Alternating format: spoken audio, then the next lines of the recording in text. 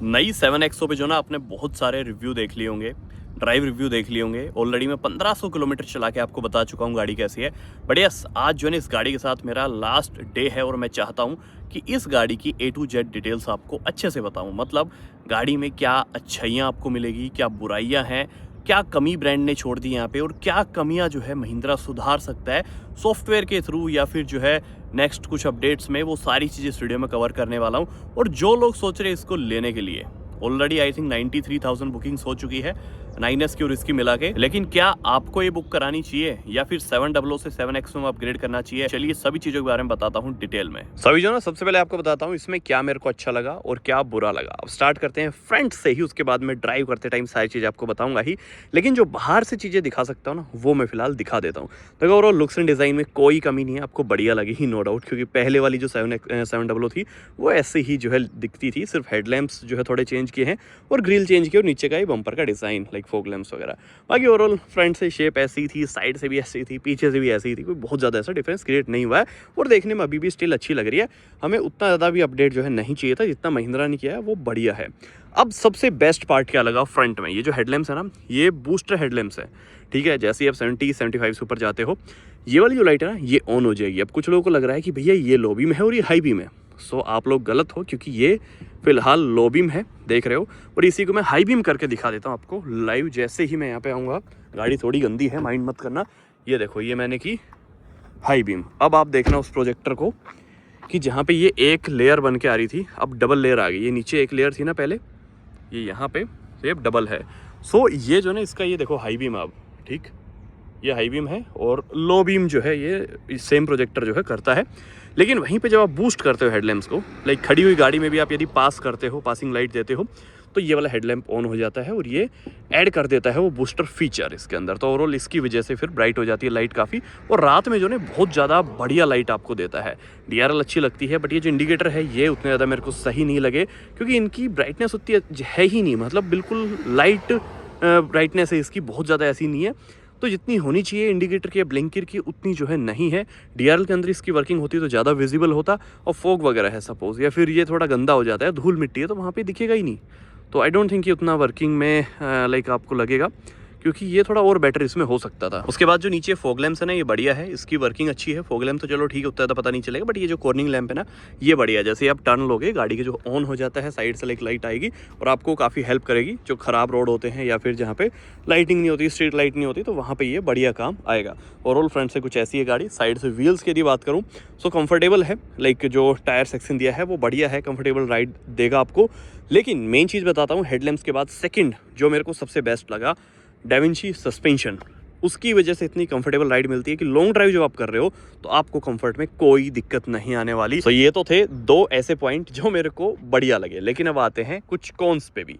जैसे ही आप गाड़ी में पीछे आओगे तो स्टिल आपको ये मैनुअल टेलगेट मिल रहा है, कहीं पे भी आपको इलेक्ट्रिक टेलगेट नहीं मिलेगा। स्टिल ये AX7L है, सो आई थिंक इसके अंदर तो इनको देना चाहिए था लाइक टेलगेट इलेक्ट्रिक में। सो यहाँ पे भी आपको कोई इलेक्ट्रिक टेलगेट नहीं मिलेगा, नॉर्मली मिलता है। तो यदि AX7 लग्जरी है तो लग्जरी के अंदर ये चीज़ ऐड ऑन होनी चाहिए थी। AX7 में चलो ठीक है मत दो, बट L में एटलीस्ट देनी चाहिए थी। तो ये मेरे को एक कमी लगी कि इतनी महंगी गाड़ी है, सस्ती भी नहीं है। सो इस प्राइस रेंज में आप विंडसर तक में भी देखते हो तो वो 10 लाख रुपए की गाड़ी, उसके अंदर आपको इलेक्ट्रिक टेलगेट मिल जाता है। पर स्टिल इस गाड़ी के अंदर मैनुअल ही जो है आपको गेट ओपन करना पड़ेगा, मैनुअली जो है क्लोज करना पड़ेगा, कोई टेलगेट वगैरह जो ऑटोमेटिक इसके अंदर नहीं है। अब सेकंड कॉन्स के बारे में बात करूं तो ऐसा है कि मैं दो प्रोज आपको बता रहा हूं और दो कॉन्स। तो जैसे ही आप सीट पे बैठोगे पीछे आके, तो यहाँ पे आपको कोई भी स्लाइडिंग फीचर नहीं मिलता, जबकि स्लाइडिंग फीचर होना चाहिए था इस गाड़ी के अंदर। यहाँ तक कि किया है कि स्रोस में भी जो है फीचर मिलता है। सो आई थिंक वो जो फीचर होता तो पीछे वाली रो यदि आपको यूज़ नहीं करनी तो आप इनको आराम से पीछे करके बैठते और बढ़िया कंफर्ट आपको मिलता। नेक्स्ट, इस गाड़ी के अंदर पीछे कोई भी AC कंट्रोल्स नहीं है। यदि L आप इसको नाम दे रहे हो, लाइक AX7L लग्जरी पैक है ये, तो इसके अंदर आई थिंक वो पीछे बटन्स होने चाहिए थे और पीछे भी जो है एक लाइक थर्ड जोन AC इसमें होना चाहिए था। बाकी आपको क्या लगता है उस चीज़ से रिलेटेड मेरे को कमेंट में बताना। नो डाउट गाड़ी में जो ना कंफर्ट बढ़िया है, आप पीछे बैठे हो आगे बैठे हो नो मैटर, कंफर्ट जो है ना दोनों ही रो में अच्छा है, पीछे वाली रो को छोड़ के, क्योंकि उसमें बच्चे बैठ सकते हैं, बड़े अडल्ट नहीं बैठ पाएंगे। बट फिर भी स्लाइडिंग फीचर एक ऐसा फीचर है जो होना चाहिए। यदि आप लग्जरी पैक इसको नेम दे रहे हो तो उसमें स्लाइडिंग फीचर होना चाहिए था। उसमें होता क्या कि आराम से आप सीट पीछे कर लेते, जब पीछे कोई नहीं है, सीट फोल्ड आपकी, तो वो चीज़ होती तो आई थिंक ज़्यादा सही रहता है यहाँ पे। अब बाकी की चीज़ें जो है ना मैं आपको बताऊंगा गाड़ी चलाते चलाते कि और क्या कमी रह गई या फिर क्या बढ़िया चीज़ें इस गाड़ी के अंदर है। सबसे पहले स्टार्ट करता हूँ इंजन। देखो जब गाड़ी के अंदर बैठोगे ना सो ओवरऑल लग्जरी अच्छी है। ये 3 स्क्रीन दे दी है यहाँ पे आप देखोगे, सो कलर कम्बिनेशन अच्छा है। ओवरऑल गाड़ी देखने में अच्छी लगती है अंदर से, रात में और अच्छी लगती है। एम्बिएंट लाइट अच्छी है, म्यूज़िक क्वालिटी बढ़िया है, 16 स्पीकर है इसके हरमन कार्डन के, तो ओवरऑल म्यूज़िक क्वालिटी बढ़िया है। और यहाँ पे ढेर सारे मोड्स आपको मिल जाएंगे इसके अंदर। देन एक और चीज़ अच्छी है इसके अंदर, वो क्या, फन एंड वर्क में जब आप जाते हो तो ढेर सारी ऐप्स आपके पास है। और डिस्प्ले जो ना बिल्कुल भी लैग नहीं होगी, अच्छा एक्सपीरियंस रहेगा आपको दोनों ही डिस्प्ले के साथ में। यहाँ पे यूट्यूब से लेके और अमेजॉन प्राइम, हॉटस्टार, लाइक जितने भी OTT वगैरह हैं ये सब आपको मिल जाएंगे। और तो और इसके अंदर आप लोगों को लाइक ये जूम ऐप भी मिलता है, जिससे आप मीटिंग्स वगैरह अटेंड कर सकते हो। इंस्टाग्राम, फेसबुक, व्हाट्सएप, बहुत सारी चीज़ें हैं यार। लाइक आप क्लिक करते ही जो है आपको सामने दिख जाएगी ऐप, तो इनको आप अपने फ़ोन से ही कनेक्ट कर सकते हो। तो ओवरऑल ढेर सारी चीज़ें हैं। तो ये सब चीज़ें जो आपको लाइक एक तरीके से खुश कर देगी, क्योंकि इतनी सारी चीज़ें आपको इसके सेगमेंट में किसी और दूसरी गाड़ी में नहीं मिलेगी। उसके बाद ये जो गाड़ी है ना, इसको चलाने का मज़ा कैसा है वो दिखाता हूँ। ड्राइव में मैंने गाड़ी डाली, ठीक है। अब जब गाड़ी आप हैंड ब्रेक हटा के उठाओगे तो इस तरीके से यदि आप सिटी में चला रहे हो, थोड़ी स्लो स्पीड है, गियर हल्का सा लेट चेंज कर रही है, अंदर जो ना इंजन की आवाज आपको सुनाई देगी। सो NVH लेवल्स और बेटर कर सकती थी महिंद्रा यहाँ पे। यहाँ तक कि यदि मैं स्कॉर्पियन चलाता हूँ तो उसमें भी जो है इससे कम आवाज मेरे को फील होती है। सो कहीं ना कहीं थोड़ी ज्यादा जो है आपको साउंड सुन सकती है इंजन के अंदर। बट यस, ऐसी बहुत ज़्यादा भी नहीं है, आप लाइव सुन सकते हो कितनी आ रही है और कितनी नहीं। ये सिर्फ कब तक आएगी, 50 से 60 की स्पीड तक। उसके बाद गाड़ी साइलेंट फील होती है, क्योंकि हायर गियर में पहुंच जाती है ना, तब तक 6 स्पीड का टॉर्क कन्वर्टर है। सो जब तक वो 5th 6th गियर में जाती है तब तक जो है गाड़ी साइलेंट हो जाती है और कोई ऐसी खास आवाज़ वगैरह जो आपको फील नहीं होती। तो ये जो लाइक आवाज़ वाला जो इशू है ना, ये सिर्फ 60 की स्पीड तक आप समझ सकते हो। उसके बाद आपको ये दिक्कत नहीं आने वाली। देन गाड़ी के अंदर पेडल शिफ्टर्स होने चाहिए थे, ठीक है, तो वो लाइक जो है फीचर इन्होंने मिस कर दिया। यहाँ तक कि टाटा की पंच CNG के अंदर भी वो फीचर है।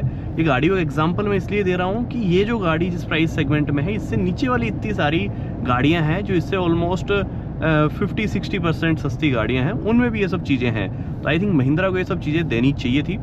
देन जो नेक्स्ट चीज़ मेरे को लगा कि यार इसके अंदर होना चाहिए, वो क्या कि यहाँ पे आगे तो फॉग लैंप है, ठीक है, लेकिन रियर में कोई भी फॉग लैंप नहीं है, तो वो भी इसके अंदर होना चाहिए। देन एक डेडिकेटेड बटन इसके अंदर होना चाहिए था लाइक टेरेन मोड्स के लिए। यहाँ पे यदि मोड्स की बात करूँ इसके अंदर, सो जिप, जैप और जो है जूम 3 ही बटन है। कोई भी ऐसा डेडिकेटेड टेरेन मोड आपको नहीं मिलेगा, जैसे B6 XUV9 वगैरह में आपको मिलता है ना, कि लाइक वहाँ पे आपको स्नो मोड भी मिल रहा है और वो सब। तो उस तरीके के कुछ मोड्स होते तो आई थिंक ज़्यादा बढ़िया होता है, क्योंकि ऑल व्हील ड्राइव वेरिएंट में चला रहा हूँ। ऑल व्हील ड्राइव में इसमें क्या होता है कि फ्रंट व्हील ड्राइव अभी नॉर्मली चल रही है। यदि आप जब तक इसको नॉर्मल बढ़िया रोड पे चला रहे हो, बहुत ज़्यादा ख़राब रोड पे नहीं चला रहे, ये फ्रंट व्हील ड्राइव ही रहती है। और जैसे ही आप बहुत ज़्यादा ख़राब रोड पे चले जाओगे, जहाँ पे इसको लग रहा है कि हाँ अब 2 पहियों की पावर से काम नहीं चलेगा, ऑटोमेटिकली पावर सप्लाई करनी स्टार्ट कर देती है, जो यहाँ पे आप देख पाओगे इसके अंदर। ओके, व्हीकल इन्फो के अंदर जब जाते हैं ना, तो यहाँ पे टॉर्क डिस्ट्रीब्यूशन दिखाता है आपको।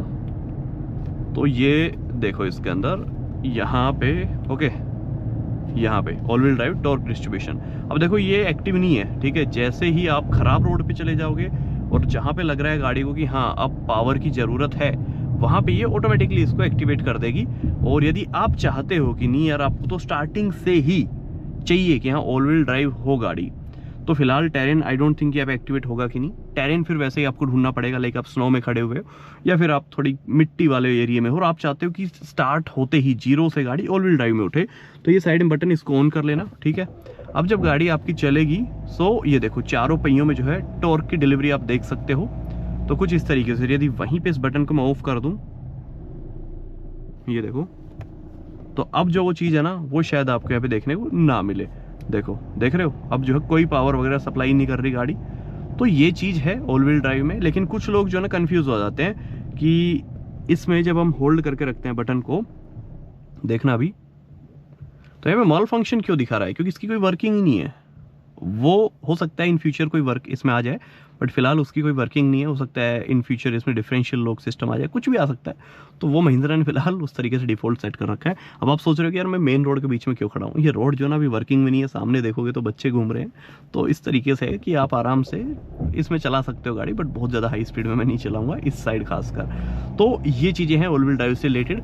बाकी कुछ एक चीज़ें जो है और मेरे को बहुत बढ़िया लगी, वो क्या, जब आप इसको हाईवे पे चलाते हो ना लॉन्ग ड्राइव पे, सीटिंग कंफर्ट नेक्स्ट लेवल बढ़िया है कि आप लॉन्ग ड्राइव कर रहे हो, चले जा रहे हो, कोई फर्क नहीं पड़ना आपको, ठीक है। आप 300-400 किलोमीटर नॉन स्टॉप चल सकते हो विदाउट एनी सिंगल ब्रेक।